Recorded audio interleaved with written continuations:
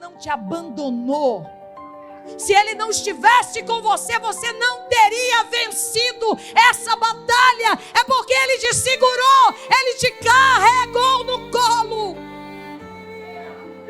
Eu vou terminar. Mas como que eu vou vencer? Qual é a atitude que eu tenho que tomar? Primeiro, reconheça as acusações. Faça como Martinho Lutero. Reconheça, irmão. Por que ficar negando com o diabo? Reconheça. São minhas mesmo, esses pecados são meus. Eu era assim mesmo. Reconheça as acusações. Tem gente que não vence as acusações, a culpa, porque ele tenta apagar da mente dele, mas a culpa não se apaga. Ela já mexeu com o seu cérebro, ela já mexeu com a sua mente, ela já mexeu com o seu comportamento. Aceite as acusações, reconheça elas. Assim é verdade. Aí você vai, ao reconhecer as acusações, escuta que lindo isso aqui, você vai identificar as áreas onde Satanás tem tentado te acusar. É um passo para a vitória, irmão. Não tem como você ficar na derrota. Mas, graças a Deus, que nós participamos ontem da Santa Ceia do Senhor. Ainda estou no compasso daquela palavra. Ainda essa palavra, a palavra de ontem, tem percorrido muitas partes do meu coração e Deus tem falado fortemente comigo. E nós estamos aqui na casa do Senhor. Eu gosto sempre de pensar no Salmo 64, que fala que a bondade do Senhor se manifesta dentro da sua casa. Então nós, quando estamos na casa do Senhor, nós somos alvos da bondade do Senhor. E isso já basta para nós, sermos alvo da bondade do Senhor na sua casa. Quero louvar a Deus pela vida do pastor Samuel, pela confiança, pelo convite de estar aqui. É muita responsabilidade. Quando aquele menino subiu aqui para ler, eu disse, é difícil mesmo, aquele lugar ali não é fácil. Mas o Senhor tem uma palavra para o nosso coração. E eu quero convidar a igreja a abrir a sua Bíblia no livro de Apocalipse, no capítulo 12 do livro de Apocalipse. Durante a semana, eu estava com um texto no meu coração, meditando e orando, mas ontem pela manhã, o Senhor trouxe essa palavra ao meu coração. E quando o pastor ministrou à noite, o Senhor confirmou. O que eu acho lindo é o cuidado de Deus conosco. Ontem, quando Deus usou o pastor Samuel, profeticamente, disse a uma irmã sobre um desejo dela, de ter um sofá. Eu sempre criei nisso, irmãs, que Deus se importa com aquilo que nós nos importamos, sim.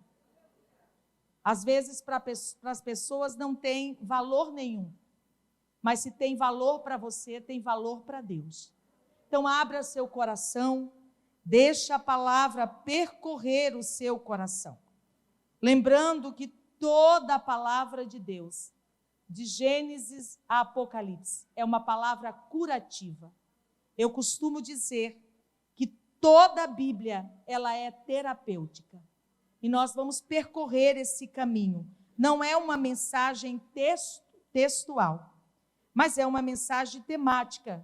E eu quero, com base nela, ler o verso 10 e o verso 11 do livro de Apocalipse, capítulo 12. Diz assim o texto: E ouvi uma grande voz no céu que dizia: Agora chegada está a salvação e a força e o reino do nosso Deus e o poder do seu Cristo, porque já o acusador de nossos irmãos é derribado, o qual diante do nosso Deus os acusava de dia e de noite. E eles o venceram pelo sangue do Cordeiro e pela palavra do seu testemunho, e não amaram a sua vida até a morte. Eu quero falar sobre vencendo o acusador. Eu sei que nós vivemos, todos nós, uma batalha constante. E o apóstolo Paulo, ele fala sobre esta guerra interna, o bem contra o mal. A luta da carne contra o espírito. E nessa guerra de carne e espírito, a nossa alma é o alvo da carne e é o alvo do espírito. E nós, às vezes, por não entender que guerra é, nós adoecemos. E essa batalha, às vezes, nós não conseguimos compreender ou definir o que nós estamos passando. E muitas vezes nós achamos que a nossa guerra é externa ou é do lado de fora. E quantas pessoas, ao guerrear de forma errada, elas perdem a batalha.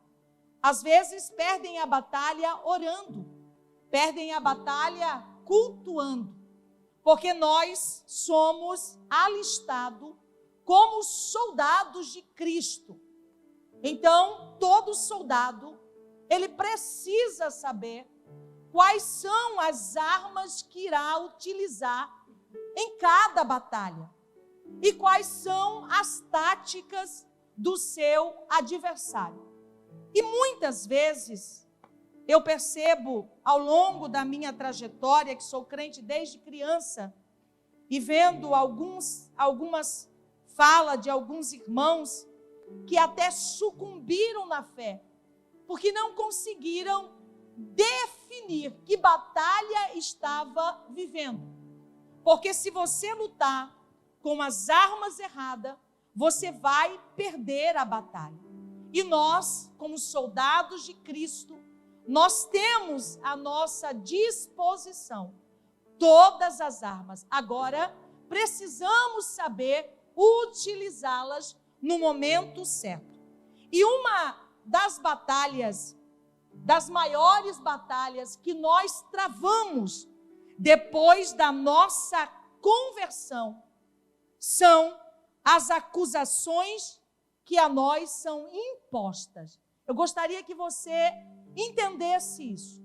Depois da nossa conversão, nós enfrentamos uma das maiores batalhas, que são as acusações que nos são impostas. E quantos, irmãos, isso é histórico, quantos não resistem e desistem. E às vezes nós rotulamos aqueles que desistem como fracos, como alguém que não tem fé. E na verdade isso vai muito além do que ter fé. É uma falta de compreensão. Em que nível, em que esfera eu estou batalhando? E quem realmente é o meu inimigo? Saul perseguiu Davi por mais de 14 anos. Ele julgava que Davi era o seu maior inimigo. Mas o maior inimigo de Saul não era Davi. O maior inimigo de Saul era o seu orgulho, era o seu medo. E ele não conseguiu vencer, porque ele lutava contra o inimigo que ele julgava ser e não era seu inimigo. Então, quantas pessoas que já foram crentes, que desistiram. Irmãos, eu falo isso com muito temor, porque eu acompanho algumas pessoas que chegam para um tratamento terapêutico e quando a gente vai conversando, a gente percebe que tem uma raiz e parece que tudo converge para essa raiz. É por isso que Deus colocou essa palavra no meu coração, porque as acusações, elas nos deixam paralisados. Preste bem atenção, veja a força de uma acusação. E é por isso, eu lendo essa palavra e orando, o Senhor disse, é por isso que existe muita gente morna, porque ele está paralisado. Ele nem retrocedeu e nem avançou. Ele paralisou por causa das acusações.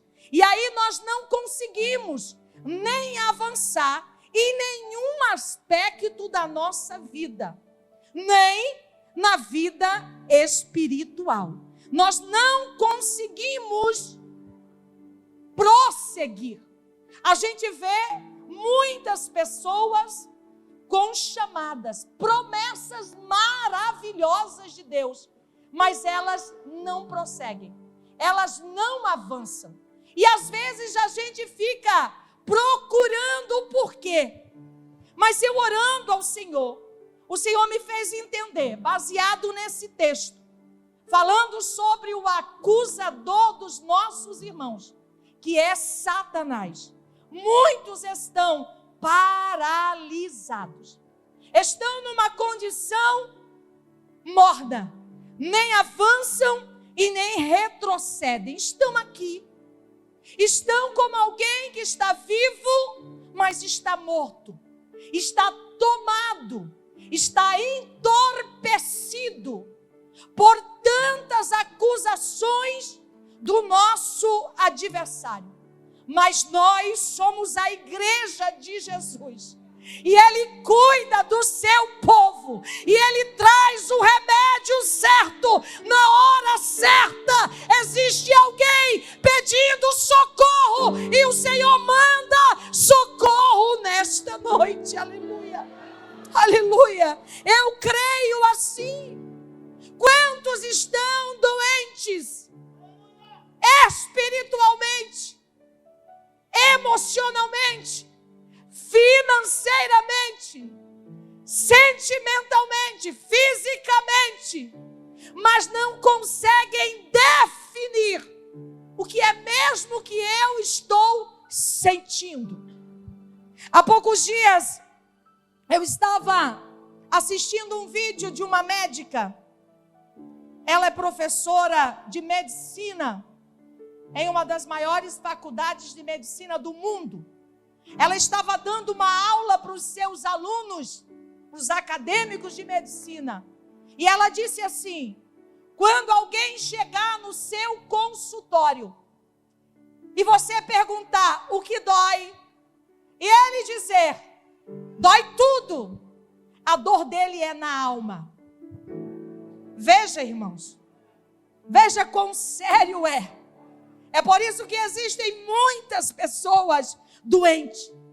A palavra acusador, aqui nesse texto, ela tem uma palavra original. Eu não sou estudante de grego, não domino grego, mas eu gosto de pesquisar.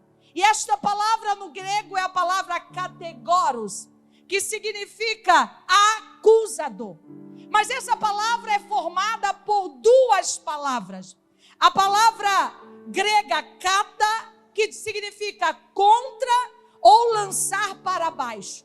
A palavra agoreio, que significa falar em público.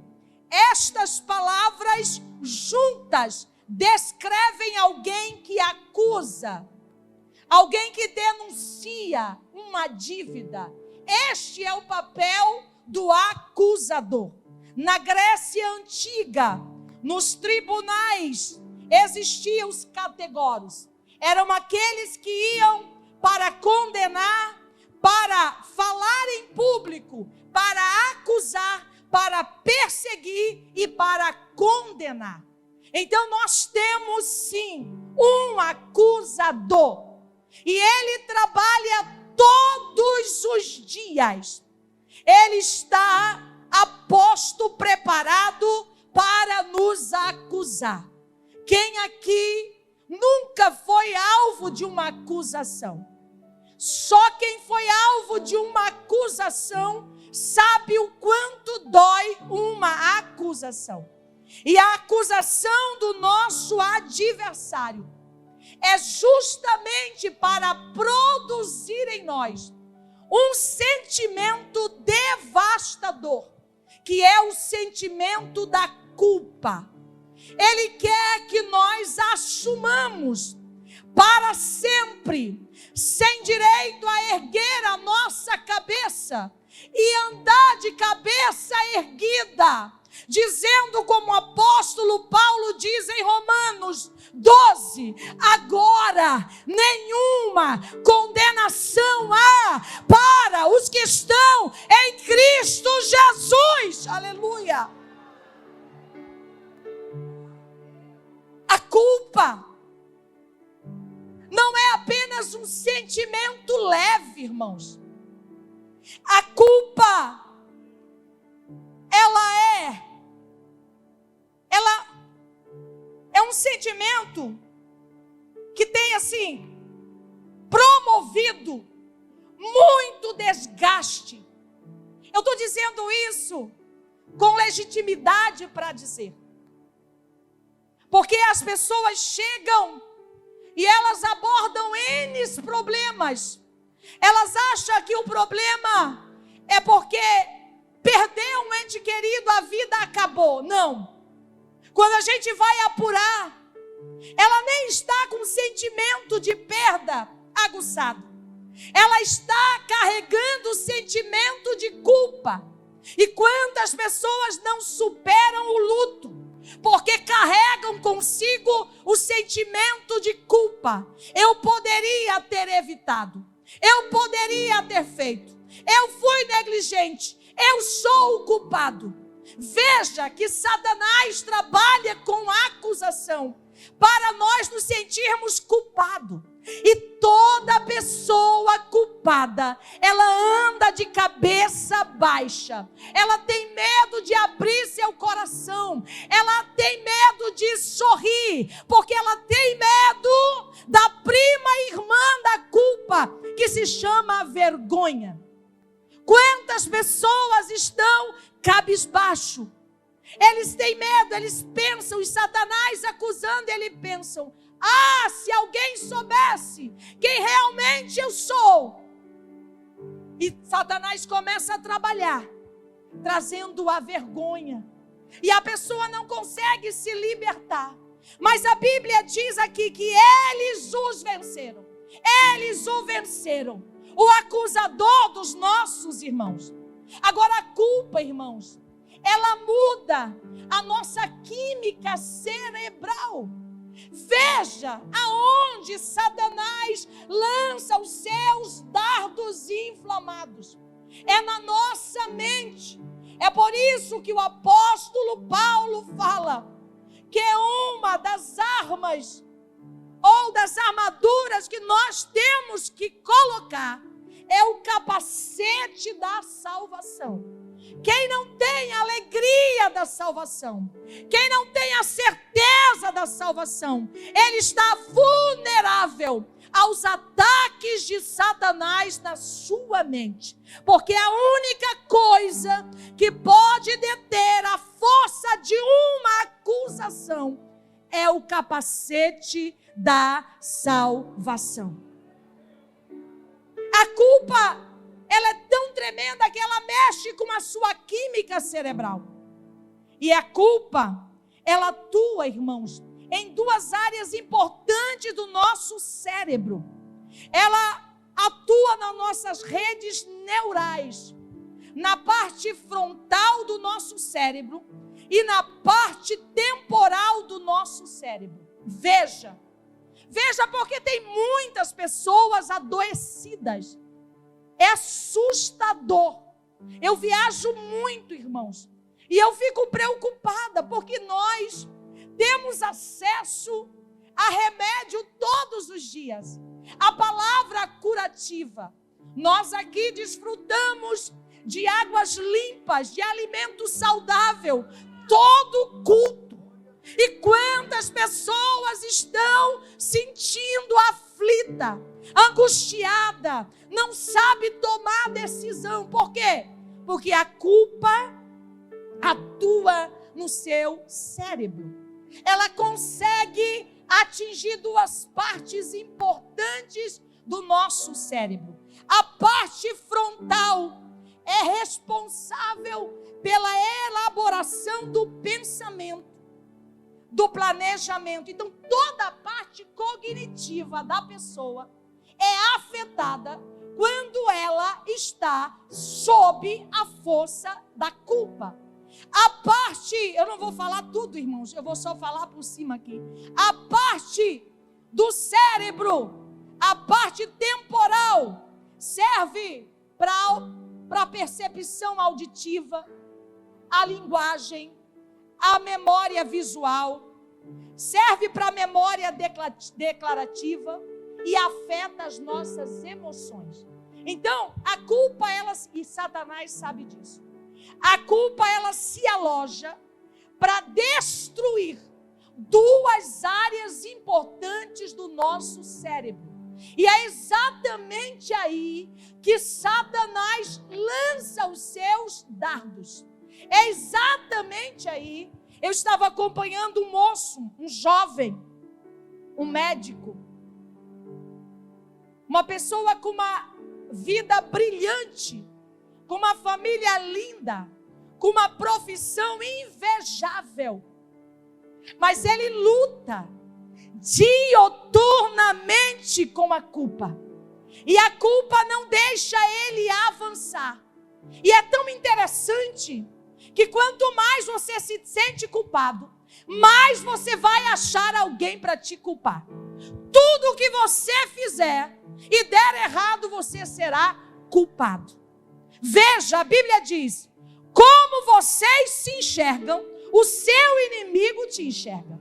Se você se enxerga como um vencedor pelo sangue de Jesus, todos vão te enxergar no mundo espiritual e no mundo físico. Aleluia, aleluia, aleluia, aleluia, aleluia.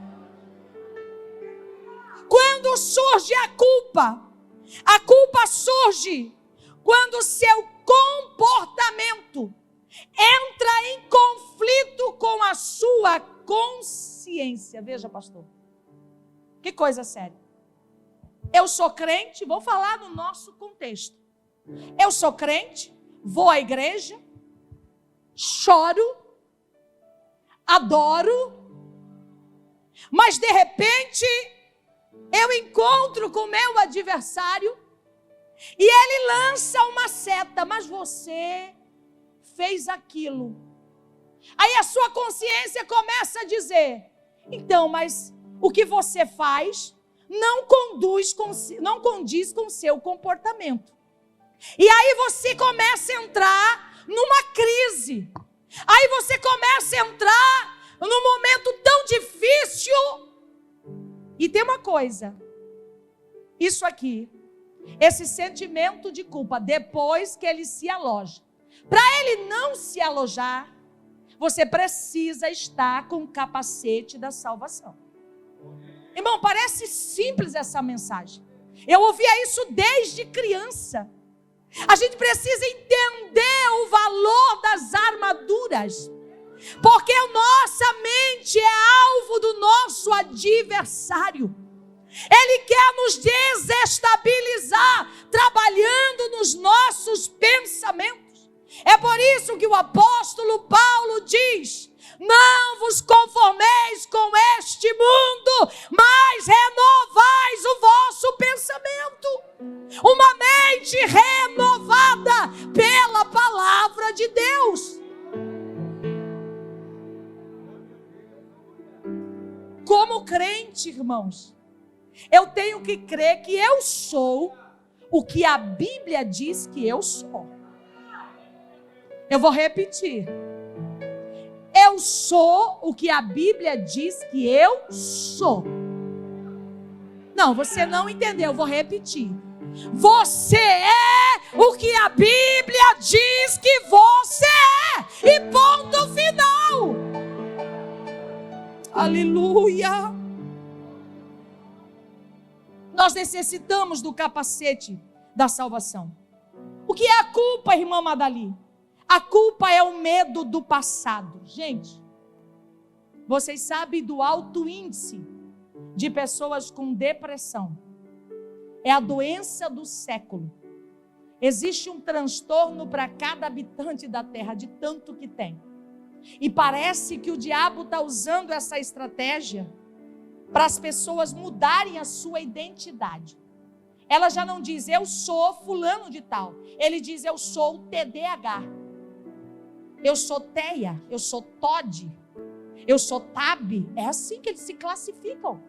É porque vocês não estão nesse meio, mas as pessoas chegam, elas trocam a identidade delas, dizem, eu sou TDAH. E parece que isso está ganhando um glamour no meio da sociedade. E o diabo está gostando disso, mas eu quero dizer para você, você é o que a Bíblia diz que você é, mais do que vencedor em Cristo Jesus. Diga para quem está do seu lado, assuma a sua identidade em Cristo Jesus. Levante a sua cabeça. Aleluia. Oh, Espírito Santo, aleluia.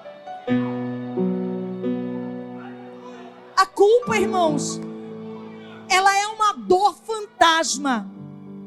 É como se uma parte do corpo que não existisse clama por atenção. Veja como isso é profundo.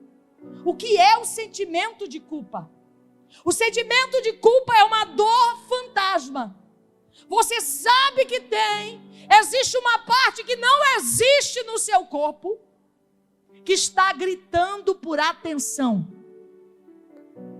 E a gente vai se distanciando do recurso. A culpa não te aproxima para o recurso. A culpa te afasta do recurso. Quantas pessoas chegam no poço fundo e escuro da depressão e elas dizem, mas não começou de um dia para o outro que eu fiquei assim, não. Foram dias. E a gente vai conversando e vai vendo cada passo que foi dado. E tudo é envolvido por um sentimento de culpa. Mas, irmãos, eu estou assim, me sentindo até minha carne doer. Porque eu sei o que Deus vai fazer aqui nessa noite. Aleluia. Aleluia. Nós precisamos estar vivos. Nós precisamos estar de cabeça erguida. Porque Canaã é logo ali. A nossa redenção está mais perto do que nós imaginamos. Nós somos um povo escolhido, separado, nação santa, sacerdócio real, jardim fechado. Aleluia. Temos todos os recursos necessários para nos tornarmos pessoas saradas. Aleluia. A culpa, irmãos, é uma das, se a gente pode dizer, é uma das doenças mais incapacitantes que existe entre as pessoas. A culpa não resolvida é a causa número 1 da depressão e do suicídio. Isso aqui não é o que estou falando, isso aqui é estatística. A causa número 1 da depressão e do suicídio é a culpa não tratada. Agora é tão interessante, e eu acho isso mais forte do que tudo que foi falado aqui, que a culpa é o único sentimento que pode te tirar do seu propósito. Isso é mais sério do que a gente pensa.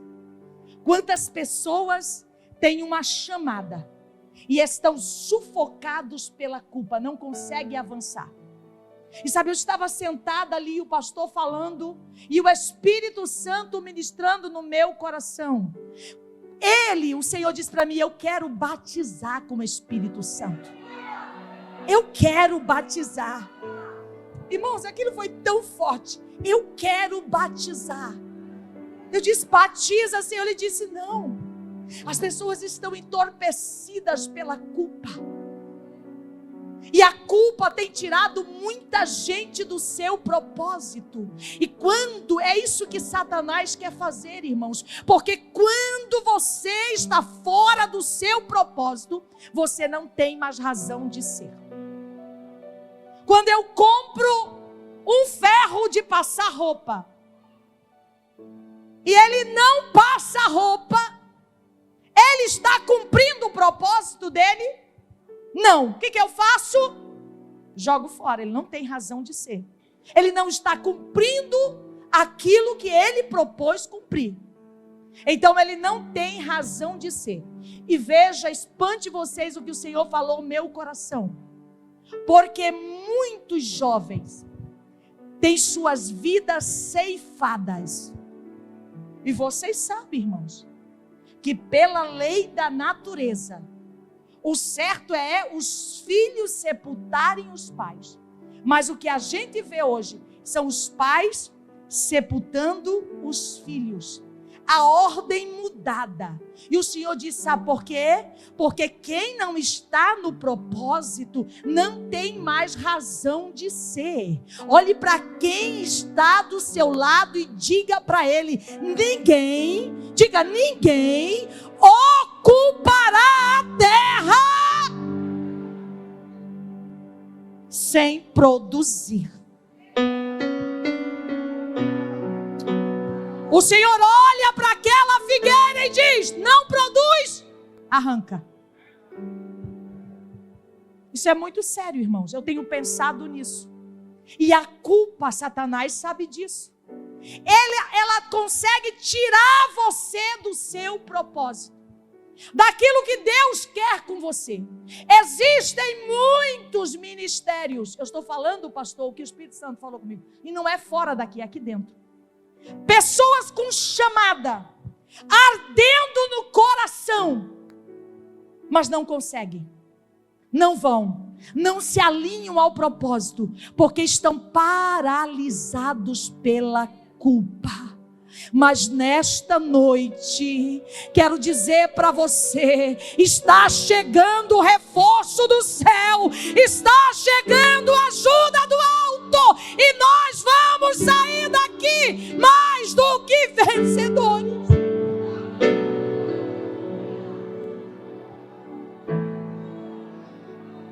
Às vezes nós não damos tanto valor para isso.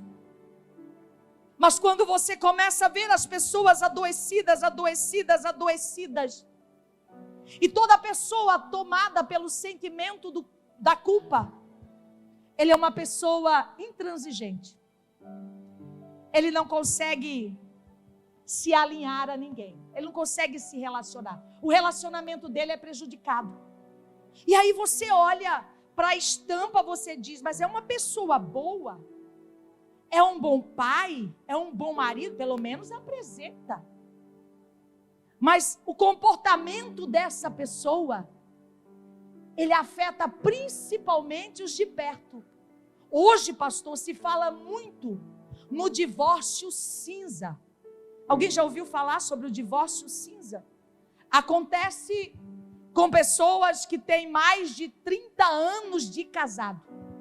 E quando eles chegam para divorciar, que pergunta qual é a causa, eles dizem: não tem causa nenhuma. Mas ele é ruim? Não. Ele deixa você passar fome? Não. Ele te traiu? Não. Ela te traiu? Não. Mas por que você quer divorciar? Porque eu não tenho mais nenhum interesse.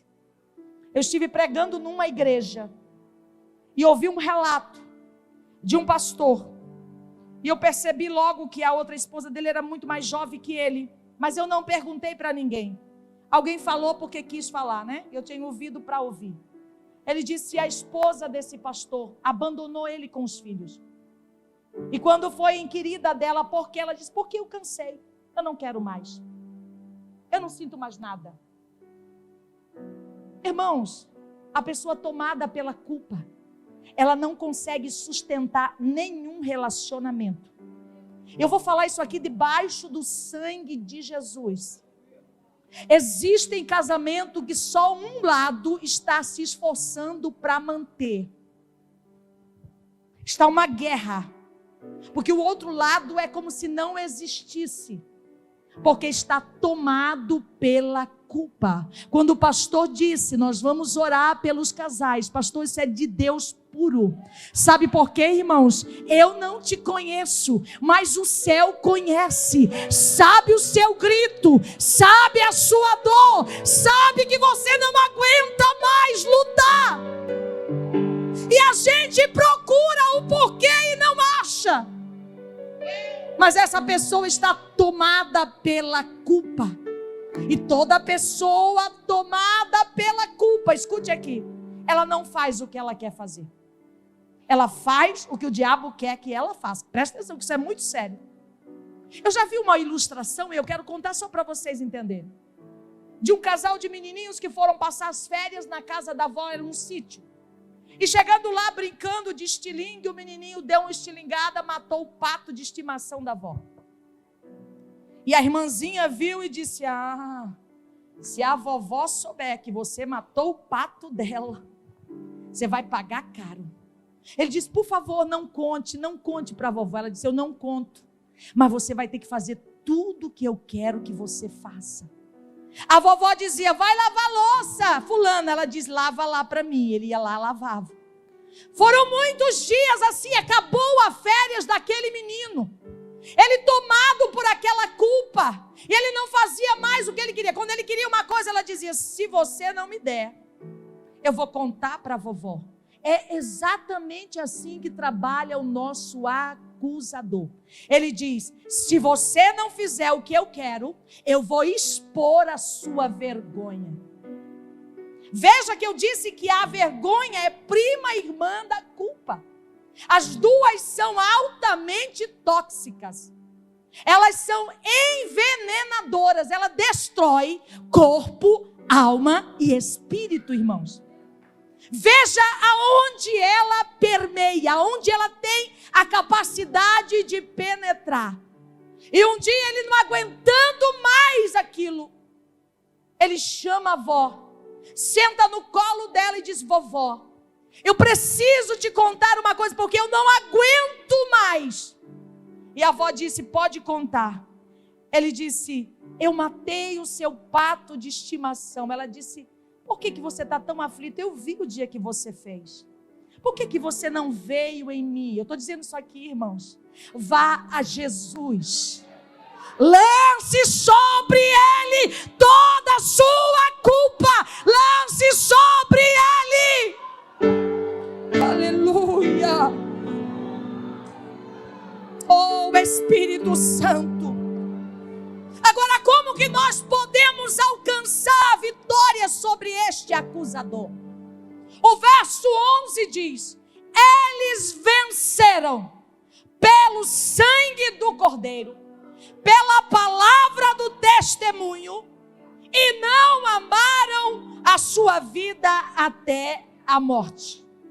Como vencer? Primeiro, pelo sangue do Cordeiro.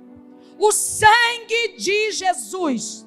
E nós não podemos ficar falando: sangue de Jesus tem poder. Tem muita brincadeira com o nome de Jesus, com o sangue de Jesus. Não, irmãos.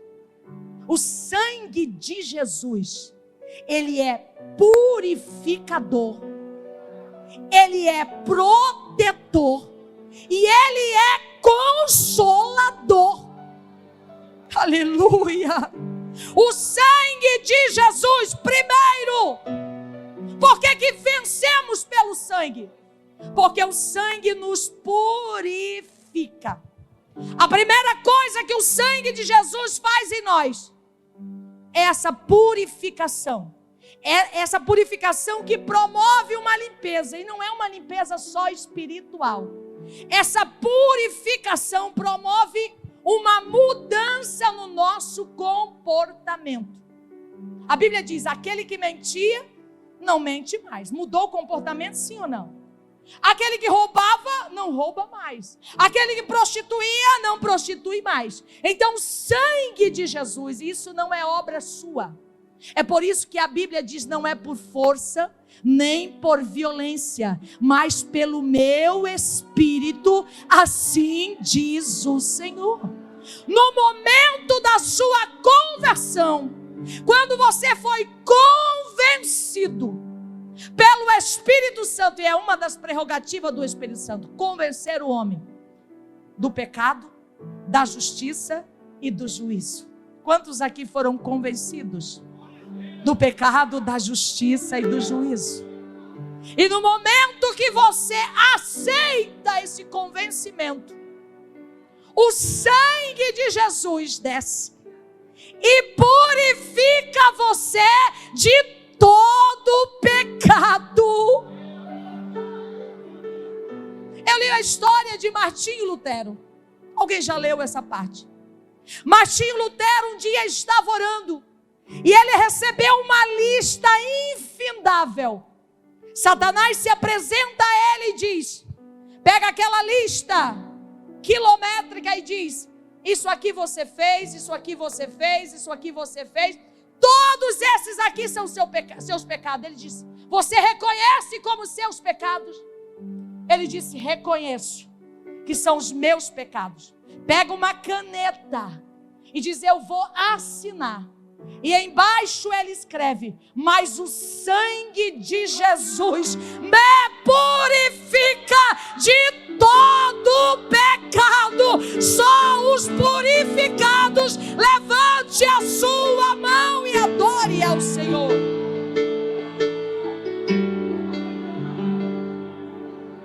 É tão interessante que à medida que a gente vai sendo limpo, a gente vai tendo mais comunhão com o Senhor. Porque a gente vai se afastando da sujeira. E a gente consegue ver o que é sujo. Quando a gente está no meio da sujeira, a gente nem olha. Eu já fui em ambiente tão sujo. Esses dias minha mãe disse, eu preciso visitar um irmão que ela congregou junto e tal. Eu disse, vamos. Levei ela e meu pai. Quando eu cheguei naquela casa, um casal de idoso. Irmãos, eu nunca tinha visto, pastor, na minha vida, tanta sujeira. Não, é coisa assim que... é uma coisa assim fora do normal. Mas para eles está tudo bem. Agora, quando a gente toma banho, fica limpo, bota uma roupa limpa, a gente consegue definir, aquela está suja, mas essa está limpa. Aleluia. Olhe para quem está do seu lado, você foi purificado, você foi purificada. Satanás não pode mais te acusar. Não é porque você é bonzinho, não, é porque o sangue de Jesus te purificou. Aleluia. O sangue de Jesus nos justifica. Cobertos pelo sangue de Jesus, as acusações de Satanás perdem o seu poder. Porque o sangue de Jesus nos torna justos, irmãos. É como se nós tivéssemos nascido naquele momento. Não existe passado de pecado. Irmãos, isso aqui é tão forte para o crente entender. Porque uma vez você se apoderando dessa verdade, nunca mais Satanás vai derrotar a sua mente. Quando nós aceitamos Jesus, e ele diz, não foi vós que escolhestes a mim, mas eu escolhi a vós e vos nomei, dei nome para vocês. Aleluia, aleluia.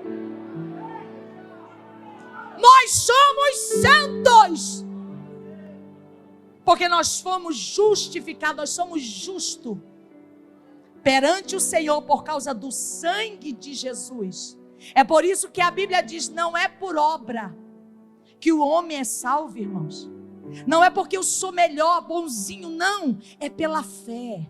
É pelo sangue de Jesus. Este sangue tem poder na sua vida, na sua casa, na sua família, na sua mente. Oh, arma poderosa, aleluia. O sangue de Jesus nos santifica.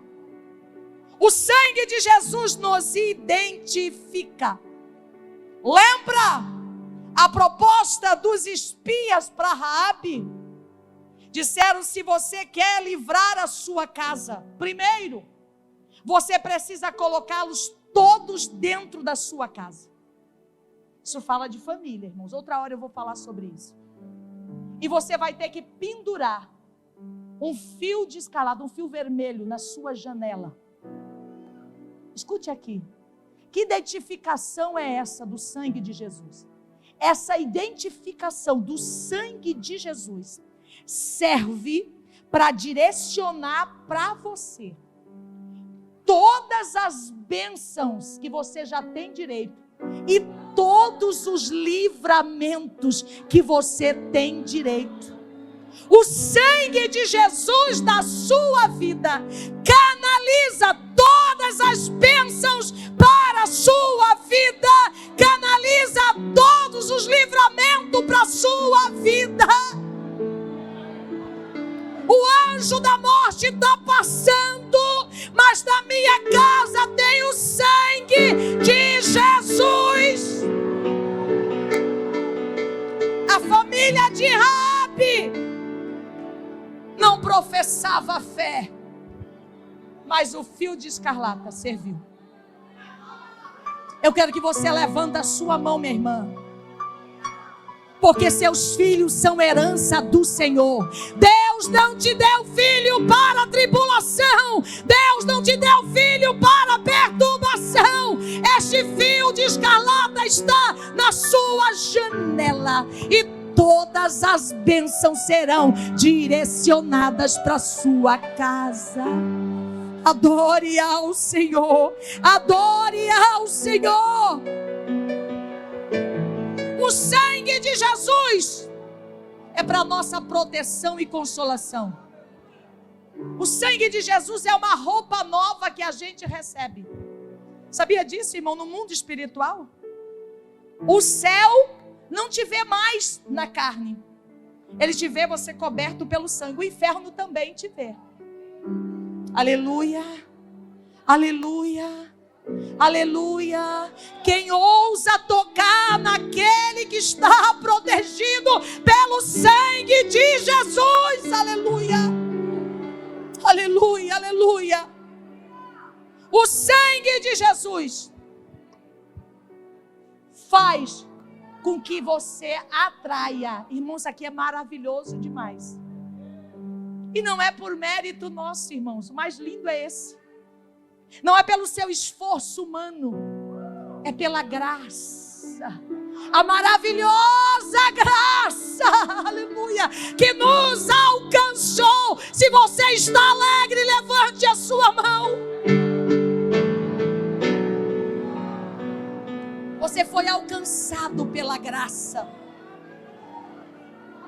Eles venceram pelo sangue do Cordeiro, e eles venceram pela palavra do testemunho. O que é isso? É outra arma para você vencer o acusador. Eu já disse aqui para os irmãos o que a culpa faz. E o trabalho do diabo é nos acusar. Irmãos, eu acho tão interessante que ele é tão abusado, que quando você dobra o joelho, o primeiro que chega é ele. Sim ou não? Quem já encontrou com ele na oração? Eu já encontrei muitas vezes. Aí você passou um dia sem orar, à noite você vai orar, ele chega. Você passou o dia inteiro, nem orou. Vai orar agora? Não vai adiantar. Não é assim. Quem já passou por isso, irmãos? Você não leu a Bíblia, vai ler agora. É o acusador. Ele é o primeiro que chega. Mas quando ele chegar, você tem que dizer para ele: eu estou aqui pelo sangue. Há poder no sangue de Jesus. O sangue de Jesus me libertou. O sangue de Jesus me purificou. Aleluia. Eles venceram pela palavra do testemunho. nossa confissão de fé em Jesus e o testemunho que damos e demonstramos de sua obra em nós é uma arma poderosa contra o acusador. Simples não, irmão, mas é uma verdade bíblica. O testemunho que você dá, a confiança que você demonstra da obra que o Senhor fez em você, é uma proteção, é uma arma poderosa que vence Satanás. Contra essa verdade não tem argumento. Não era aquele cego? Era, mas ele não está mais cego. Não tem nada que pode lutar contra o testemunho, irmãos. O testemunho do que o Senhor fez na sua vida. Antes você andava como ébrio. Hoje eu passei ali perto da rodoviária. 2 homens deitados no meio-fio, jogado assim, irmão, embriagado. E quantos desses Jesus salva? Coloca para sentar com os príncipes da sua casa. E alguém diz, mas você não era aquele? Eu era. Mas eu fui liberto pelo sangue de Jesus. Hoje eu sou uma nova criatura.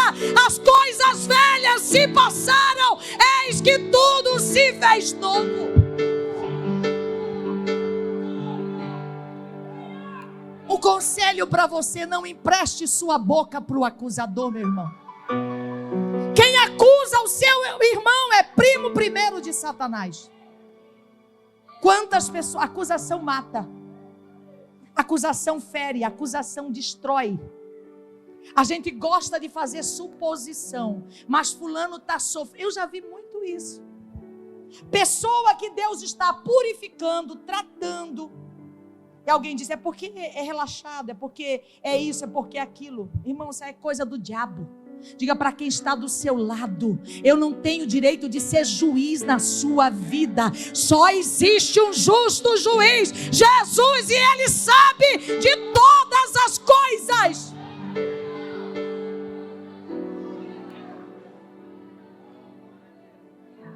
Às vezes a gente fica ignorando a escassez da vida de alguém.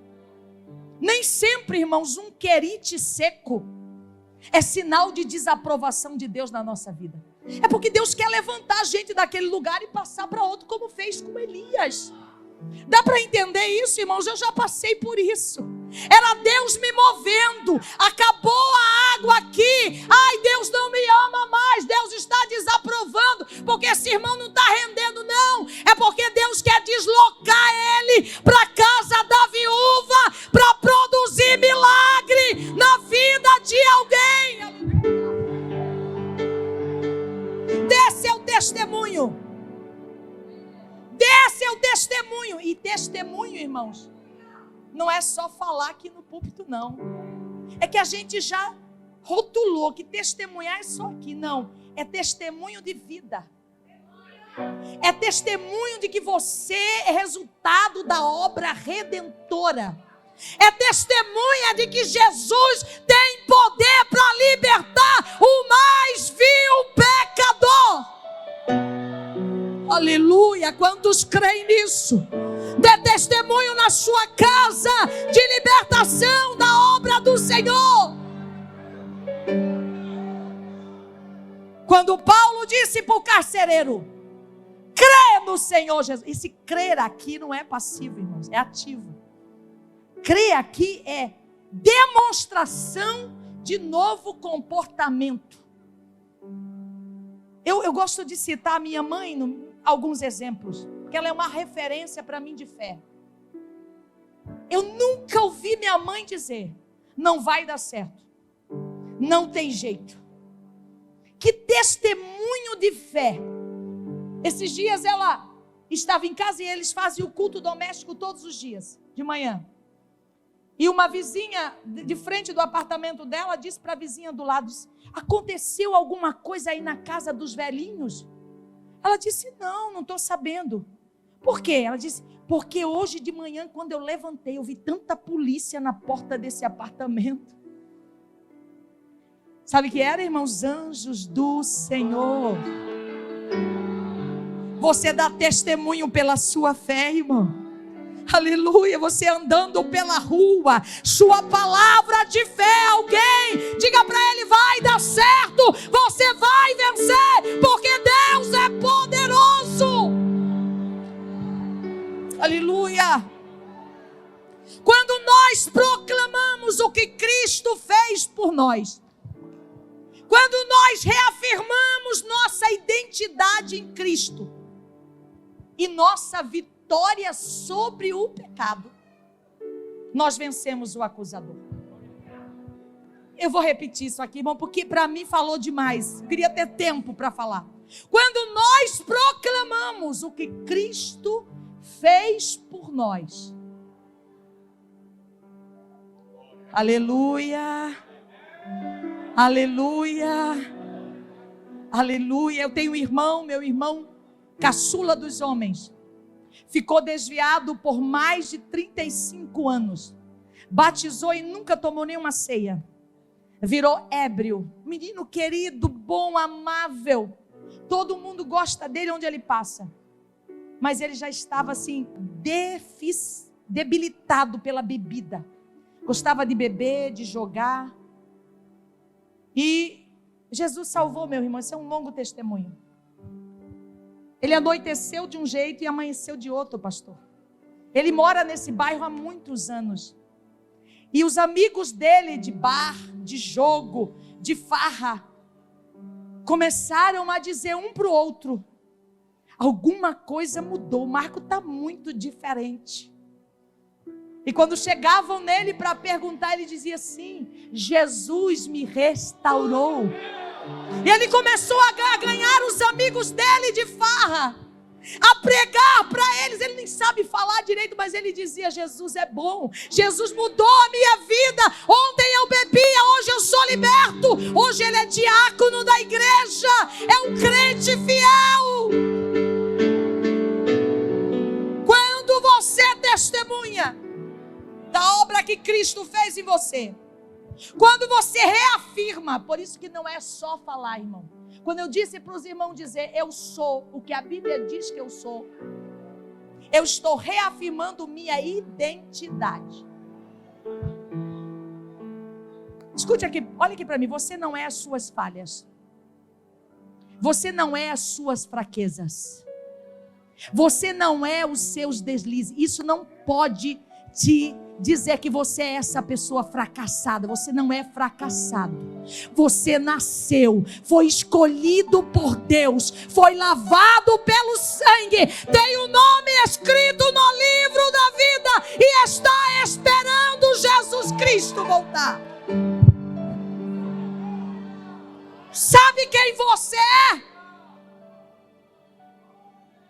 O mais simples aqui, o mais indouto aqui, o mais pobre aqui financeiramente, tem acesso à sala do trono. E não é qualquer trono. Irmão, você já parou para pensar nisso, irmão? Para você falar com o juiz, é tão difícil. Para você falar com o coronel, com o governador.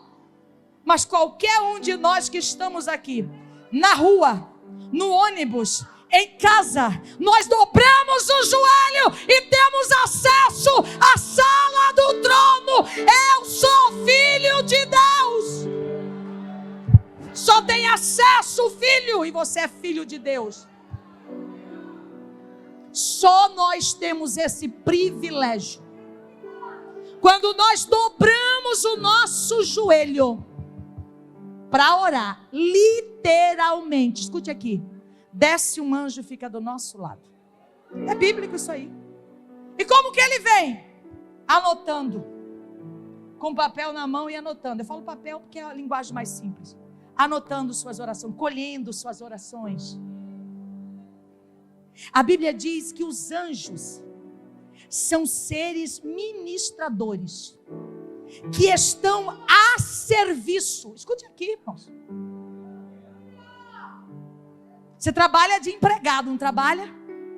Mas o seu patrão talvez não tenha anjo a serviço dele, e você tem. São seres ministradores que estão prestando serviço àqueles que hão de herdar a vida eterna.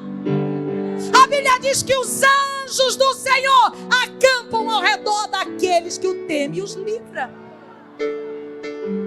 Começa a viver, irmão, essa novidade de vida. Tome posse da sua identidade de filho. Quando a gente aceita Jesus, nesse pacote da salvação, já estão incluídas todas as bênçãos, todas as sortes de bênção.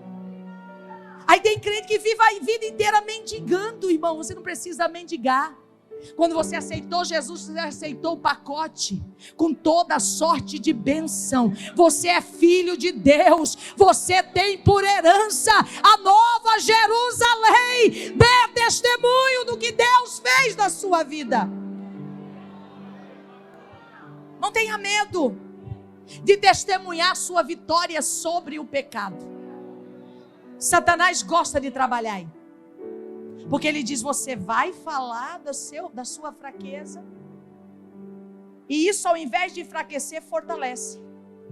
É por isso que a Bíblia diz que nós temos que confessar. E esse confessar aqui é falar.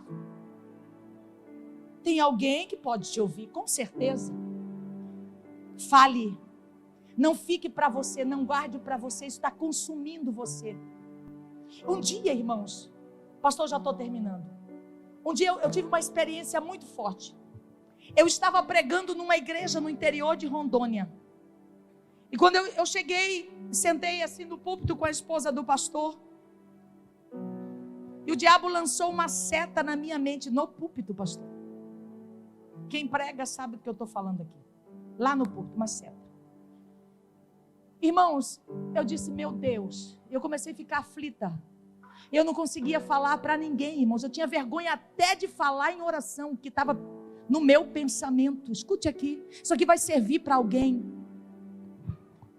Você não pode se livrar disso, mas você não pode deixar descer isso para o seu coração. Você tem que guerrear enquanto está aqui na mente. Não deixa descer. Pedro disse para Ananias, por que você deixou Satanás, florescer isso no seu coração? Por que você fez isso? A nossa guerra tem que ser aqui, irmão. Vocês estão entendendo, irmão? A guerra tem que ser aqui. Você tem que se livrar aqui. E passaram-se dias e eu fui ficando, pastor, me encolhendo. Já não conseguia orar, já não conseguia ler, já não conseguia testemunhar, já não conseguia abrir meus olhos. Veja como é a força da acusação, a seta do maligno. E um dia eu fui, já passado alguns meses, eu não tinha coragem de contar nem para o meu esposo que seta era aquela. E eu fui pregar em uma outra igreja no estado de Rondônia. Eu já estava com dores nos meus músculos de tanta tensão. Veja como isso prejudica todo o seu contexto. E naquele hotel, na madrugada, que eu não conseguia dormir, eu dobrei o meu joelho. Deus está falando com alguém aqui.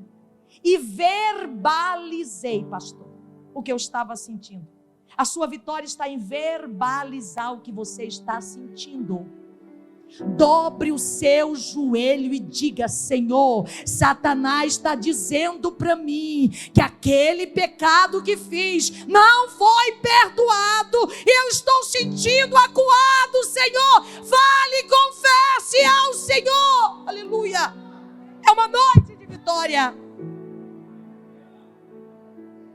Inclusive, irmãos, os nossos comportamentos no dia da nossa adversidade é um testemunho, sabia disso? Cuidado para você não se comportar mal no dia da adversidade, pois o maior pecado e perigo das nossas vidas é Deus ser blasfemado e desonrado por meio de nossas atitudes e comportamento quando nós estamos na luta. Isso é testemunho.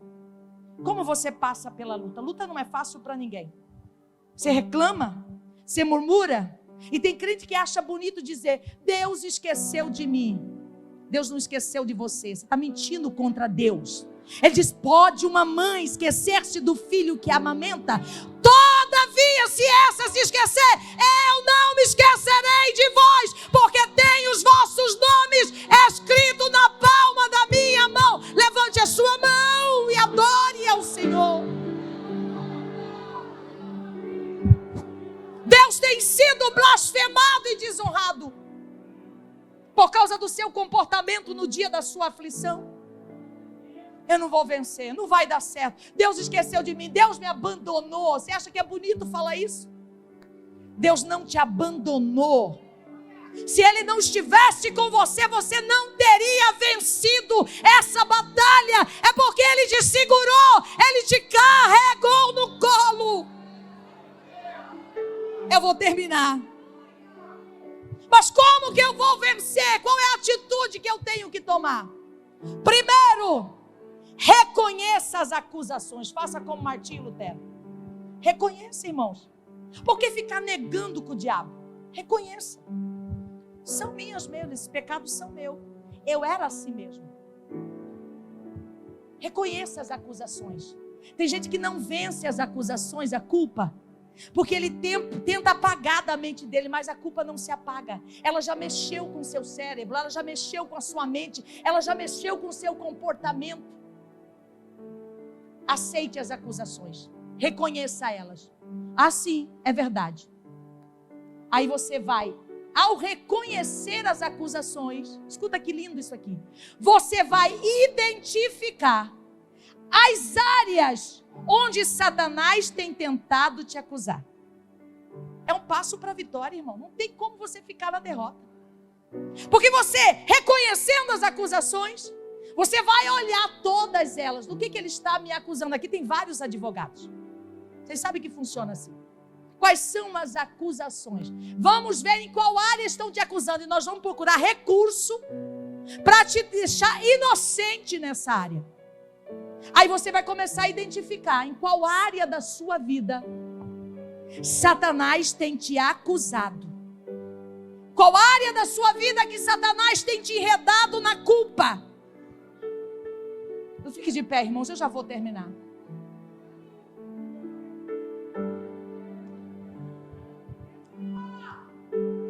Deus disse para mim ali, que nesta noite vai te ajudar.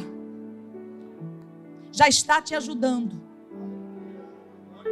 Tem chamada aqui, irmão, que está enterrada, soterrada. Deus está falando aqui no púlpito. Está soterrada pela culpa. Você não consegue se erguer.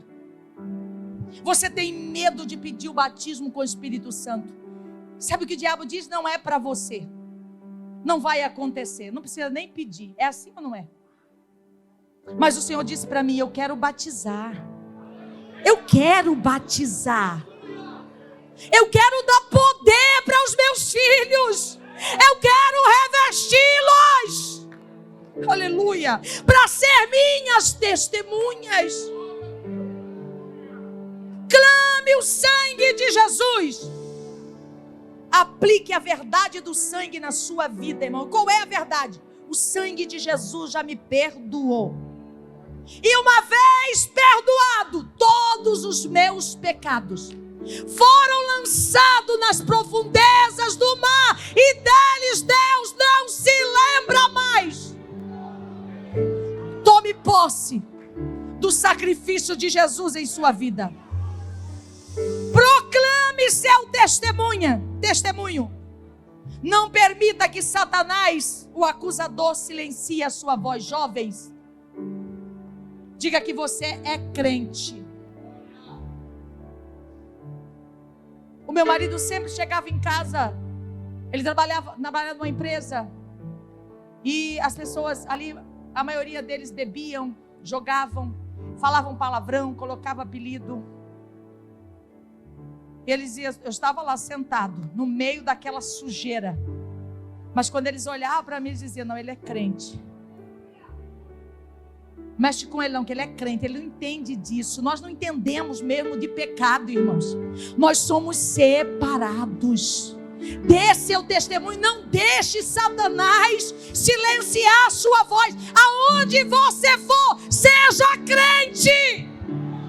Diga para quem está do seu lado, seja crente. Seja crente, seja crente, seja crente. Aleluia. Jesus é bom, Jesus é maravilhoso, Jesus tem poder, aleluia. E o resto é com Ele. Compartilhe o que Deus tem feito na sua vida. Declare a bondade e a fidelidade de Deus na sua vida.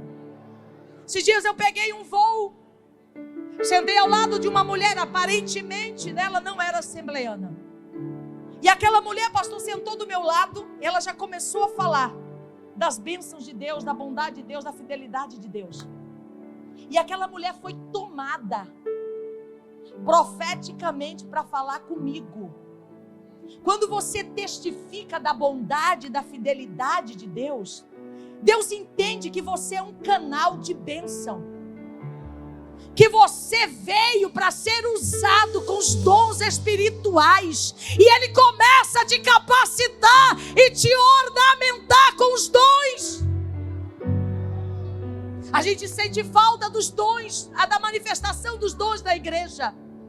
Mas é porque nós não testemunhamos da fidelidade, da bondade de Deus. Diga para a sua vizinha, mas ela não vai entender, não precisa entender. Diga para ela, eu estava com uma dor de cabeça, eu orei, Jesus me curou na hora. Eu tenho um sobrinho que fez agora recente, 4 anos de idade. E ele disse para a mãe dele, mãe, no dia do meu aniversário, eu quero o tema do meu aniversário da turminha da Bíblia, eu acho que é isso. E eu quero dar para cada coleguinha meu uma Bíblia. 4 anos, pastor. E aí ele deu a Bíblia para os coleguinhas, a mãe comprou. E no outro dia ela me mandou uma mensagem de uma mãe católica, da igreja católica, daquele povo que mexe com tudo aquilo da igreja católica. Disse assim, nossa, eu estou maravilhada com essa Bíblia que o Timothy deu para o meu filho. Gente, isso aqui é muito bom para a gente dar para as crianças lá na igreja católica. Meu filho está interessado pelas histórias bíblicas. Aleluia, testemunha a sua fé, testemunha a sua fé, aleluia, proclame o seu testemunho, leia a palavra, fale com Deus diariamente, irmãos. E para terminar ele diz, e não amaram a sua vida até a morte. Isso aqui é uma outra mensagem. Mas sabe o que eu entendo disso aqui? Quando você não tem mais a sua vida por preciosa.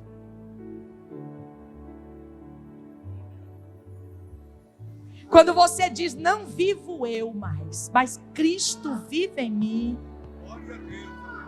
Satanás não tem força, não é mais você.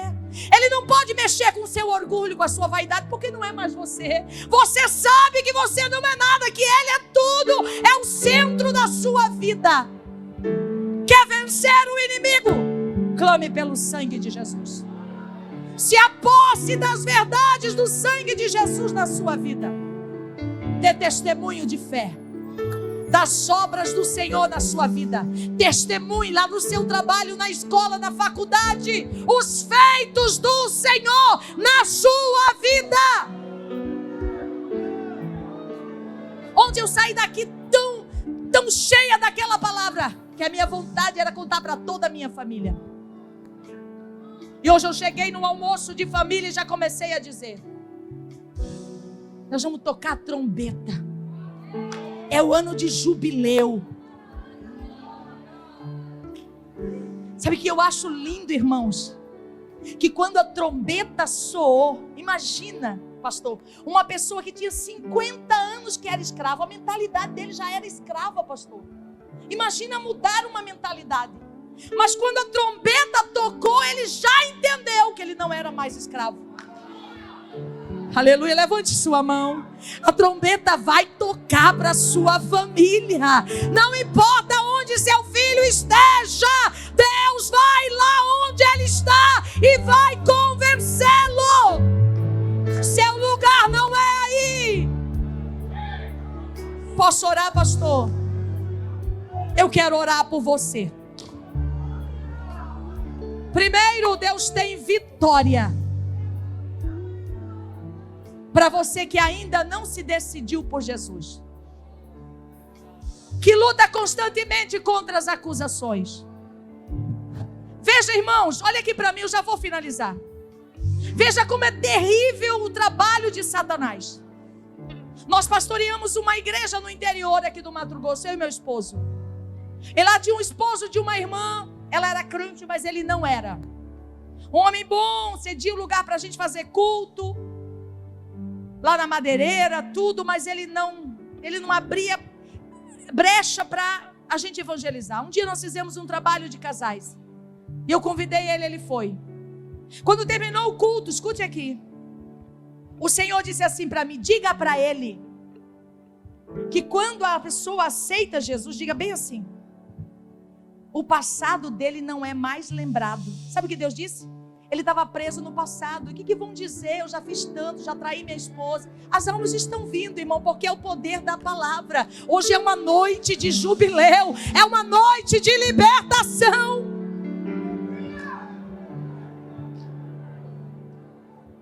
Seu passado para Deus não vai existir mais. O sangue de Jesus vai te purificar de todo o pecado. Aonde está a terceira pessoa para Jesus? Saia do seu lugar.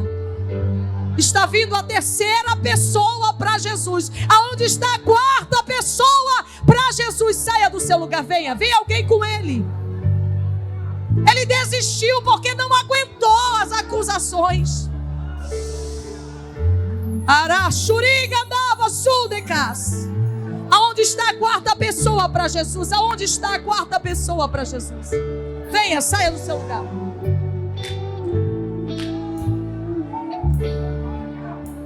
Venha. Venha. Jesus está aqui.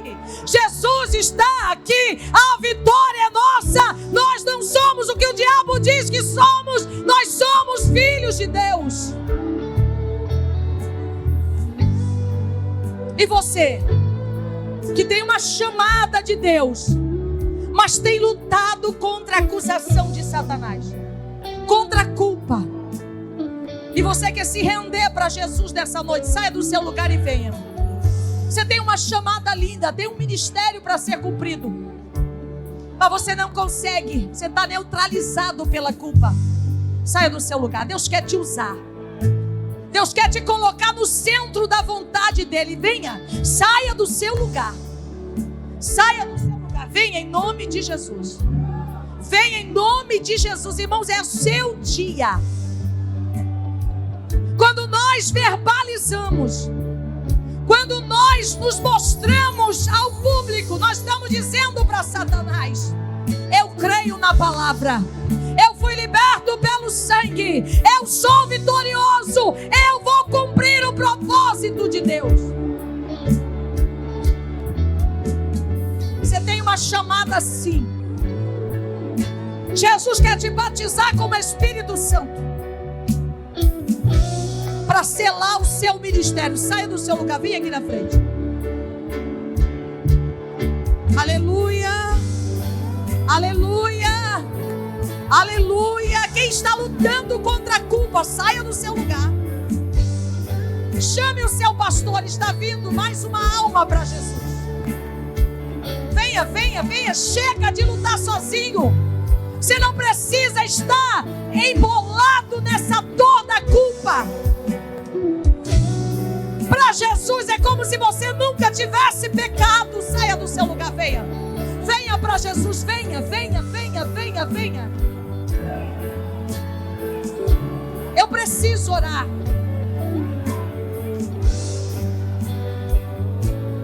Deus disse para mim ali no banco: eu quero selar um ministério aqui nesta noite. Mas você que entendeu a palavra, venha, desça.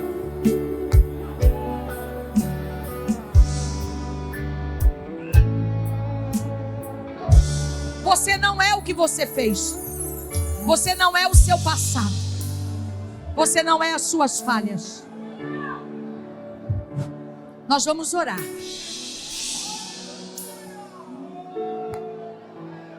A culpa tem levado muitos jovens ao suicídio. Porque você não quer fazer e acaba fazendo. Aí diz, eu não podia fazer, está vindo mais uma alma para Jesus. Você vai adorando ao Senhor. Diga para quem está do seu lado, nós somos livres. Nós somos livres. Nós somos livres para adorar ao Senhor. Eu quero passar para o pastor fazer essa oração. Estenda suas mãos. Olha, faz assim, ó. Faz assim, ó. Diga assim, o jugo caiu. Estou livre. As mãos livres, levante as mãos livres. Senhor, te damos glória. Derrama teu Espírito Santo sobre esta casa. Ó Pai, essas vidas que vêm a teus pés, que o diabo estava montado como se fosse um animal, elas estão livres. Agora derrame a unção que despedaça jugo.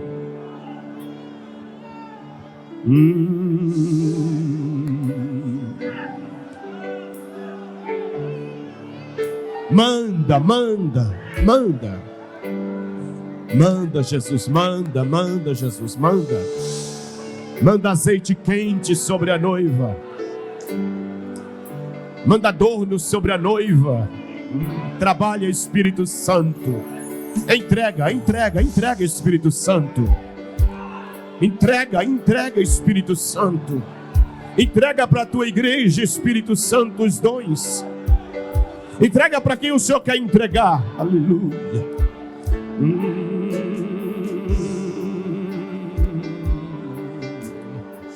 Vai lavando no teu sangue, escrevendo o nome no livro da vida. Inferno vai fechando a porta. Oh glória.